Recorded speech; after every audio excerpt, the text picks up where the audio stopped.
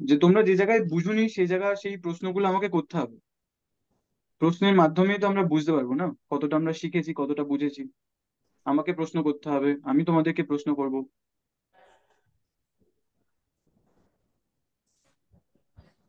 তা আধান বলতে কি বোঝো তোমরা? একজন, কেউ একজন। তড়িৎ আধান।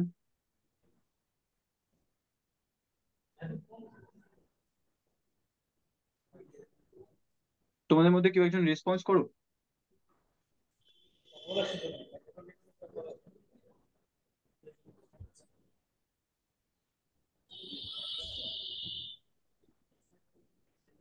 তড়িৎ ক্ষেত্র, আধান।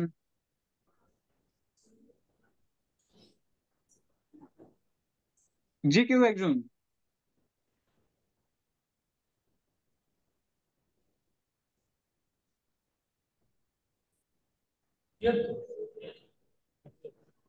আচ্ছা। তা আধান সম্বন্ধে কিছু ধারণা তৈরি হয়নি? আধান, তড়িৎ ক্ষেত্র, কোনটাকে আধান বলে কোনটাকে তড়িৎ ক্ষেত্র বলে, এগুলো খুব লাগবে টুয়েলভে। টুয়েলভে তারপরে যারা হাই স্টাডিজ করতে যাবে।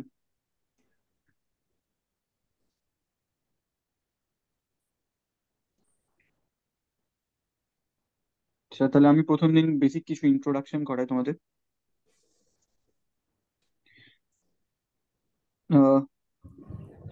পজিটিভ একক আধান। পরিমাণ আধারের উপর হ্যাঁ হ্যাঁ, বলো বলো বলো বলো।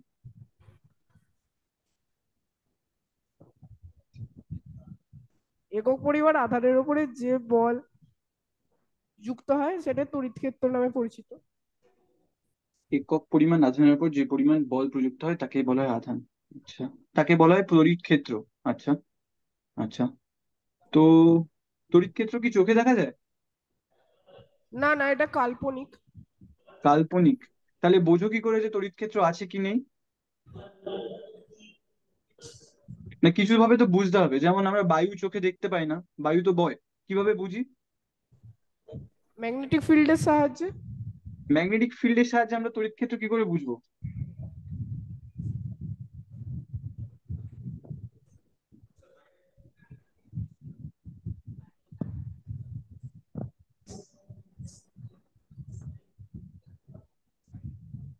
আচ্ছা, তুমি যে সংজ্ঞাটা দিলে সেখানেই তো বলা আছে যদি কোনো জায়গায় তড়িৎ ক্ষেত্র থাকে তবে সেটা শুধুমাত্র আধানের সাথেই বিভিন্ন রকম ক্রিয়া প্রতিক্রিয়া করবে, বল প্রযুক্ত হবে, তাই তো? হ্যাঁ স্যার। হ্যাঁ, তাহলে কোনো জায়গায় যদি তড়িৎ ক্ষেত্র থাকে তাহলে আমাকে একটা আধান নিয়ে আসতে হবে, তাহলে আমি বুঝতে পারবো সেখানে তড়িৎ ক্ষেত্র আছে কি নেই। যদি সেই আধানটা দূরে ঠেলে দেয় বা কাছে নিয়ে আসে তাহলে বুঝতে পারবো সেখানে তড়িৎ ক্ষেত্র আছে, তাই তো? হ্যাঁ স্যার। তাহলে তড়িৎ ক্ষেত্রকে চোখে দেখা যায় না কিন্তু অনুভব করতে হবে আধানের মাধ্যমে। তো আধানটা হচ্ছে ফিজিক্যাল, কি এটা কি দেখা যায় চোখে? দেখেছো কি আধান? না স্যার। আচ্ছা। তাই এই যে বিভিন্ন ধরনের পরীক্ষাগুলো আছে আমাদের বইতে, সেগুলো কি কোনো একটা পড়েছো? যে ওই আহ কোনো একটা অ্যাম্বারের বা মানে তোমার লম্বা দণ্ডকে সেটা কোনো একটা পাপোশে বা উলের জিনিসে ঘষে সেটাকে আধান প্রযুক্ত করা হয়, এরকম ভাবে আধান করা হয়। তো ওই আধান কি জিনিস? চোখে দেখা যায় না, তা কি জিনিসটা কি তাহলে আধান? চোখে দেখা যায় না ঠিকই, কিন্তু এই যে অ্যাম্বার জাতীয় জিনিসকে যখন কোনো বস্তুর সাথে ঘষা হয়, এবারে ওই হুম। জায়গায় পরীক্ষার মাধ্যমে বোঝা গেছে যে ওই জায়গায় কোনো একটা বিক্রিয়া ঘটছে, যার ফলে ওইখানে বিভবের পার্থক্য ঘটছে। ওই কারণে ও গিয়ে যে কোনো কাগজের টুকরো বা ওই যে তড়িৎ সারির যে তারপরে যারা আছে হুম। তাদেরকে আকর্ষণ করতে পারছে। শোন করতে পারছি। আচ্ছা, এই বিভবের পার্থক্য এত শব্দগুলো জানলে হবে না, বুঝতে হবে তাহলে। আহ তো দেখা যাক তাহলে আমরা অ্যাম্বারে কোন একটা দণ্ড নিয়ে এসে আহ, ঘষলে তাতে কি হয়। ধরো, আরে, উম, ধরো এই একটা অ্যাম্বারের দণ্ড। তো এটাকে যদি কোনো উলের জিনিসে বা একটা সামান্য পেনকে যদি আমরা মাথায় ঘষি তো সেটা হলো কি বিভবের পরিবর্তন হবে, তাই তো? বললে তুমি এক্ষুনি। তো এই বিভবের পরিবর্তনে হয় ওখানে ধনাত্মক আধান বা ঋণাত্মক আধান। ধনাত্মক আর ঋণাত্মক আধানের মধ্যে পার্থক্য কি?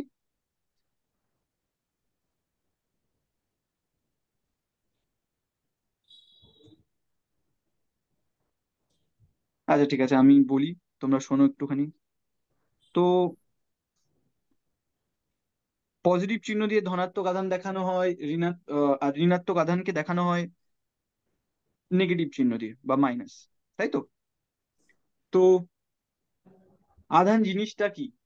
আহ আধানকে চোখে দেখা যায় না, কিন্তু অনুভব করা যাচ্ছে ওখানে আধান আছে। আহ তো যখন কোনো ব- পরীক্ষা করা হয়, তো সেই পরীক্ষায় কিছু ফলাফল দেখা যায় না, যে ওটা আকর্ষণ হচ্ছে বা বিকর্ষণ হচ্ছে, কিন্তু কিছু দেখা যাচ্ছে না। যেমন আকর্ষণ বিকর্ষণ, চুম্বক চুম্বক দিয়ে যদি কোনো লোহাকে আকর্ষণ করা হয়, সেটা কি মাঝখানে কিছু দেখা যায় যে কিছু টানছে দড়ি দিয়ে বা কিছু দিয়ে? মাঝে তো মাঝে যদি একটা কাগজ রেখে দিই, জল রেখে দিই, তাও আকর্ষণ করে। তো বিভিন্ন মাধ্যম থাকলেও তখন আকর্ষণ থাকে। তো আহ এই জিনিসটাকে আমরা বিভিন্ন লাইন দিয়ে বোঝানোর চেষ্টা করি, লাইন টেনে। এই ধনাত্মক আধান থেকে ও,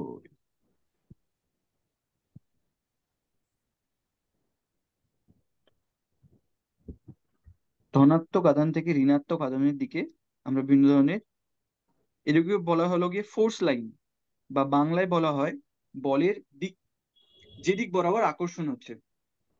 তো এই ধনাত্মক আধানগুলো ঋণাত্মক আধানগুলোকে নিজের দিকে আকর্ষণ করে, করে তো। এগুলোকে বিভিন্ন রকমের লাইন দিয়ে দেখানো যায়, এই লাইনগুলো চোখেও দেখা যায়। যদি আহ ইলেকট্রিক ফিল্ড মানে তড়িৎ ক্ষেত্র আর চৌম্বক ক্ষেত্রের মধ্যে সেরকম কোনো পার্থক্য নেই, দুটো আলাদা রকম বস্তুতে আহ প্রযোজিত হয়। যেমন এই অ্যাম্বারের দণ্ড দিয়ে তুমি ঘষছো মাথায়, তারপরে বা কোনো একটা পেন দিয়ে মাথায় ঘষে কাগজ গুলোকে আকর্ষণ করছো, ঠিক উল্টো ভাবে একটা লোহার দণ্ড নিয়ে আসলে আর একটা চুম্বক নিয়ে আসলে, সেখানেও আকর্ষণ বিকর্ষণ আকর্ষণ হয়। বিকর্ষণ কি তোমরা কেউ দেখেছো চুম্বকে? চুম্বক ক্ষেত্রের মধ্যে বিকর্ষণ হ্যাঁ স্যার, দেখেছি। কিরকম? দুখানা সমমেরুকে মানে চুম্বকের দুখানা সমমেরুকে যখন কাছাকাছি আনা যায়, একটা চুম্বক দূরে সরে যায়। হ্যাঁ একদম ঠিক। তাহলে মানে তড়িৎ ক্ষেত্র আর চৌম্বক ক্ষেত্রের মধ্যে সেরকম মানে খুব বিস্তর পার্থক্য নেই, ঠিক আছে? তো চুম্বক ক্ষেত্র যদি তুমি যেটা বললে যে দুটো সমমেরু, এটা একটা বার ম্যাগনেট বলা হয়, তাই তো? হ্যাঁ স্যার। হ্যাঁ, এই বার ম্যাগনেট আর একটা বার ম্যাগনেটের যদি সমমেরুর কাছে আনা হয়, তো এটা হলো গিয়ে সমমেরু, দুটো এস এস আছে, মানে সাউথ পোল আছে, দক্ষিণ মেরু। তখন এই দুটো বিকর্ষণ করবে, একে অপরকে দুদিকে ঠেলবে, তাই তো? হ্যাঁ স্যার। সেরকম ভাবে আধানের ক্ষেত্রেও তাই। যদি এসটাকে তুমি ঋণাত্মক আধান দিয়ে ধরো, আর নর্থ নর্থ পোল অর্থাৎ উত্তর মেরুকে যদি পজিটিভ আধান দিয়ে ধরো, তাহলে এরাও এই আধানের মতো বিকর্ষণ করে, ঠিক আছে? তাহলে চৌম্বক ক্ষেত্র আর তড়িৎ ক্ষেত্র, এদের মধ্যে বিস্তর পার্থক্য সেরকম নেই। দুটো আলাদা রকম দুটো আলাদা রকম আহ বস্তু বলা চলে কি, হ্যাঁ ওই তড়িৎ আধান আর এটা ম্যাগনেটিক বার বলা হয়। তো দুটো আলাদা রকম বস্তুতে প্রযোজ্য হয়। তড়িৎ ক্ষেত্র একটা বস্তুর ক্ষেত্রে প্রযোজ্য হয়, সেটাকে আধান বলা হয়। আর চৌম্বক ক্ষেত্র আরেকটা বস্তুর ক্ষেত্রে প্রযোজ্য হয় আরেক রকমের, সেটা হলো কি ম্যাগনেটিক বার ধরনের, এই ধরনের, ঠিক আছে? তো আধান হলো গিয়ে আধানগুলোর উম এদের নিজস্ব ধর্মই তাই, এরা হলো কি তড়িৎ ক্ষেত্র উৎপন্ন করে। একটা যদি শুধুমাত্র পজিটিভ আধানকে দেখা যায়, তো এই চারিদিক থেকে এরকম তড়িৎ ক্ষেত্র বেরোতে থাকে, ঠিক আছে? এইগুলোকে বলা হয় ফিল্ড লাইন্স বা তড়িৎ ক্ষেত্রের দিক যেগুলো। আর সমানভাবে এটা লোকে ঋণাত্মক আধান, এই তড়িৎ ক্ষেত্রের দিকগুলো ভিতরের দিকে হয়। তো দেখো, যদি এই লাইনটা সোজাই যায়, তো এই দুটো লাইন মিলিয়ে যাচ্ছে একই দিক বরাবর, ঠিক আছে? তো ধনাত্মক আধানটা ঋণাত্মক আধানটা নিজের দিকে আকর্ষণ করছে, ঠিক আছে? সেরকম ভাবে যদি আমি আর একটা ধনাত্মক আধান নিই, আর একটা উল্টো যদি দুটো আধান যুক্ত যদি কোনো কণাকে নিয়ে আসা হয়, ধনাত্মক আধান ধনাত্মক আধান, তো এখান থেকে দেখো এর ফিল্ড লাইন বাইরের দিকে বেরোবে, মানে তড়িৎ ক্ষেত্রের দিক বাইরের দিকে হবে, এর ক্ষেত্র বাইরের দিকে হবে। তো দুদিকে, দুটো যদি বিপরীত দিকে বল প্রয়োগ হয় তাহলে বিপরীত দিকে ঠেলবে। তো দুদিকে সরে যাবে। কিন্তু যদি একটা ধনাত্মক আধান আর ঋণাত্মক আধান থাকে তাহলে দুটো পরস্পরকে আকর্ষণ করবে। ঠিক আছে? আধানের ধর্মই এটা। তো আর তো চৌম্বক ক্ষেত্রের ক্ষেত্রেও সেরকম। যদি বার ম্যাগনেট থাকে সেই বার ম্যাগনেট গুলো যদি সমমেরু হয় তাহলে বিকর্ষণ করবে, আর যদি বিপরীত মেরু হয় তাহলে আকর্ষণ করবে। এগুলো গেল হলো কি এদের ধর্ম। তো তড়িৎ ক্ষেত্র বোঝা গেল। তড়িৎ ক্ষেত্রকে বুঝতে গেলে প্রথমে আধান লাগবে, সেরকম ভাবে চৌম্বক ক্ষেত্রকে বুঝতে গেলে বার ম্যাগনেট লাগবে। ঠিক আছে? তাহলে ওই সমস্ত বস্তুগুলোকে আগে আগে হাতের কাছে আনতে হবে, তাহলে আমরা বুঝতে পারবো সেখানে তড়িৎ ক্ষেত্র আছে কি চৌম্বক ক্ষেত্র আছে। ঠিক আছে? যদি আধান দিয়ে আহ চৌম্বক ক্ষেত্র মাপতে যায় সেটা কিন্তু হবে না, সেটা অন্যরকম হয়। কিন্তু সেটা মাপা যায়, সেটা দিয়ে তড়িৎ ক্ষেত্র মাপা যাবে না। সেরকম ভাবে একটা বার ম্যাগনেট দিয়ে যদি আমি তড়িৎ ক্ষেত্র মাপতে চাই সেটা কিন্তু হবে না। তাহলে উপযুক্ত বস্তুটাই সেখানে নিয়ে আসতে হবে, বার ম্যাগনেট দিয়েই চৌম্বক ক্ষেত্র মাপতে হবে, আধান দিয়েই তড়িৎ ক্ষেত্র মাপতে হবে।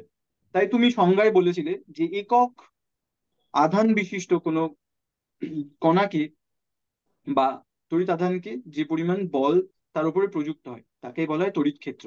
আর এই ক্ষেত্রের দিকগুলো বরাবর, তোমরা তো ফোর্স পড়েছো ক্লাস 11-এ। ফোর্স মানে বল, তাই তো?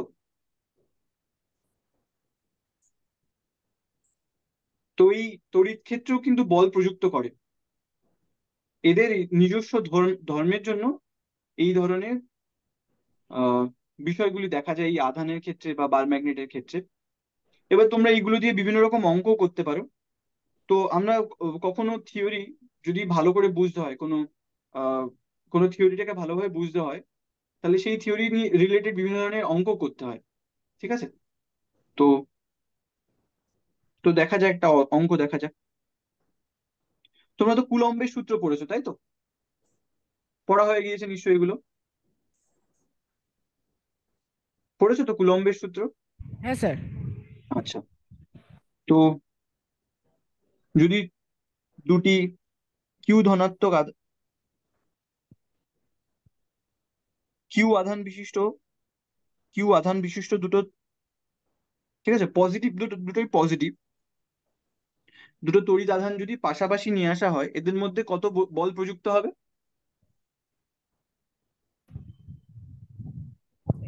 এখানে F equal to Q1 Q2/r², মানে আর হচ্ছে ওই যে মানে আধান দুটোর মধ্যেকার দূরত্ব। হুম, R²। আচ্ছা।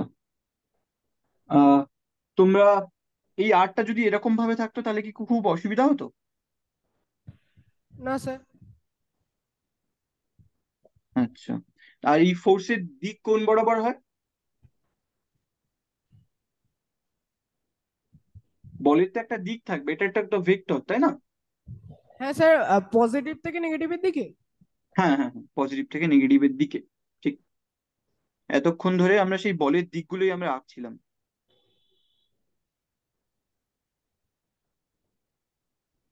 ঠিক আছে?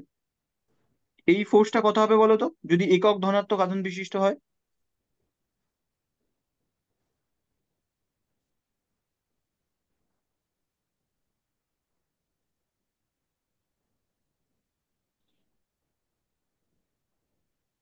এই ফোর্সটাই কত হবে বলো তো, মানে এই বলটা কত হবে যদি আমাদের বলের সংজ্ঞা এই থাকে?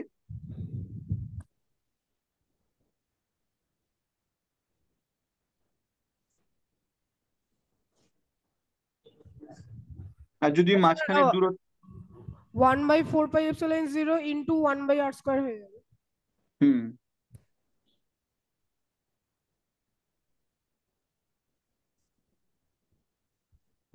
তাই তো। আচ্ছা, যদি তোমার তো বিভিন্ন ধরনের অঙ্ক করেছো, যদি এরকম একটা যদি এরকম একটা কোঅর্ডিনেট সিস্টেম থাকে, তো এই কোঅর্ডিনেট সিস্টেমে দুটো চার্জ আছে। একটা মূল বিন্দুগামী, সেটাকে হলো কি Q1। আর একটা আছে তোমার ধরো এক্স অ্যাক্সিস বরাবরই আছে। প্রথমে সহজ অঙ্ক থেকে শুরু করি। এক্স অ্যাক্সিস বরাবর আছে। তাহলে এদের মধ্যে কত আর এটা ধরো এই দূরত্বে আছে, Q1 থেকে Q2 এই দূরত্বে আছে, তাহলে এদের ফোর্সটা কিরকম হবে? এরকম ধরনের অঙ্কগুলো আমরা করি তো।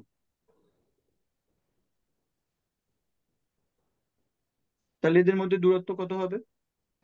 আর বলের দিকটাও বা কোনটা হবে? আমি কিন্তু আগেই বলছিলাম, যদি এই আর ডিস্টেন্সটা যদি এরকম থাকে তাহলে কি কোনো সমস্যা হতো?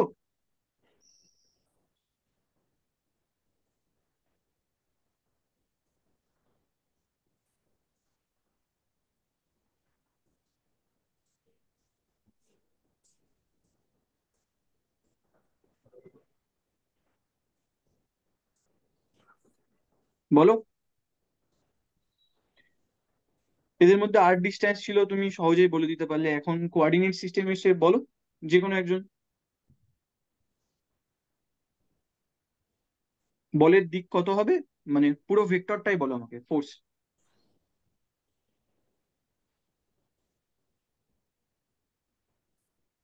কত হবে, ফোর্স।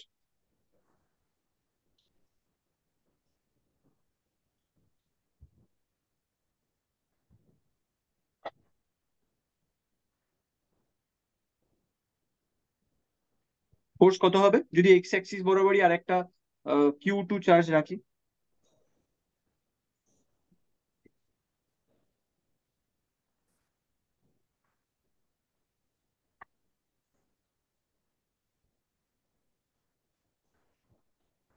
তাহলে কি উত্তরটা আমি বলবো, না তোমরা কেউ বলবে? খুবই সহজ তো, আগেরটা যেরকম উত্তর দিলে সেরকম ভাবে বলতে হবে। আচ্ছা, তোমাদের বলের দিক ধনাত্মক আধান থেকে ধনাত্মক আধানের ঋণাত্মক আধানের দিকে তো। তো যদি এটা Q1 যদি প্লাস চার্জ হয়, আর এটা যদি Q2 মাইনাস চার্জ হয়, এবার বলো বলের দিক কোন বরাবর হবে?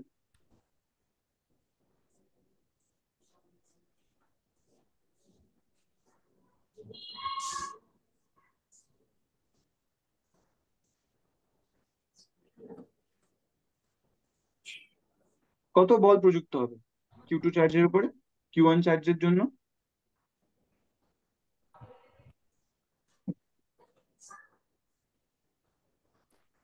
আচ্ছা, আমি বলছি।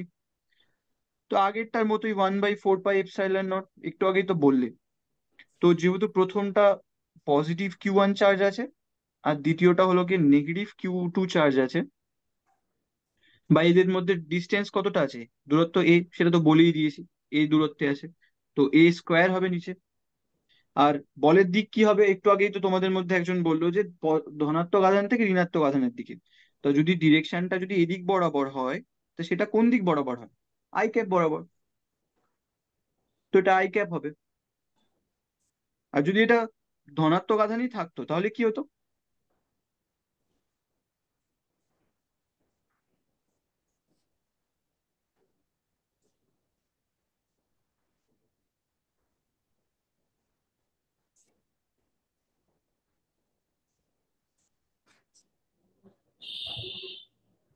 এই অঙ্কগুলো করতে হবে তো, একটু একটু একটু করে শিখতে হবে, নাহলে তড়িৎ ক্ষেত্রের দিক আমরা কি করে বুঝবো?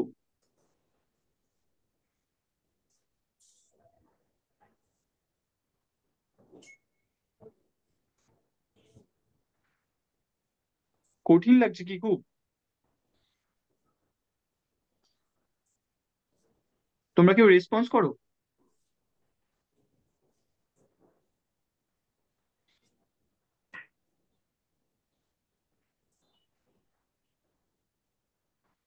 রেসপন্স করো, কেউ একজন রেসপন্স করো। স্যার আপনার ভয়েসটা কেটে কেটে যাচ্ছে। ভয়েস কেটে কেটে আসছে? হ্যাঁ স্যার। আচ্ছা। তো এই অঙ্কগুলো কি খুব কঠিন লাগছে? যদি দুটো চার্জ থাকে, দুটো চার্জ Q1 Q2 যদি থাকে, মধ্যবর্তী দূরত্ব যদি এ হয়, তো কত ফোর্স প্রযুক্ত হবে? ফোর্সের মানে কত বল প্রযুক্ত হবে, আর এই বলের দিক কোনটি হবে?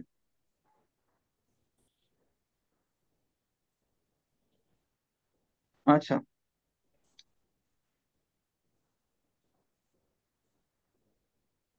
তো যদি দুটো ধনাত্মক আধান থাকে, একজন তো তোমাদের মধ্যে বললো যে স্যার ধনাত্মক আধান থেকে। হ্যাঁ। বলছি আমাদের টিফিনে ঘন্টা পড়ে গেছে তো। ও আচ্ছা আচ্ছা আচ্ছা আচ্ছা আচ্ছা। ঠিক আছে, তাহলে আজকে আর কি বলবো। তো তোমাদের আধান আর তড়িৎ ক্ষেত্র বুঝেছো তো এইটুখানি? আচ্ছা আচ্ছা আচ্ছা। হ্যাঁ স্যার। হুম হুম।